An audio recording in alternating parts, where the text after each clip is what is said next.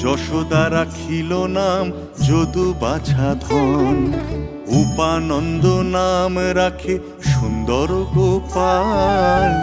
ব্রজবালক নাম রাখে ঠাকুর রাখাল, সুবল রাখিল নাম ঠাকুর কানাই, শ্রীদাম রাখিল নাম রাখাল রাজা ভাই,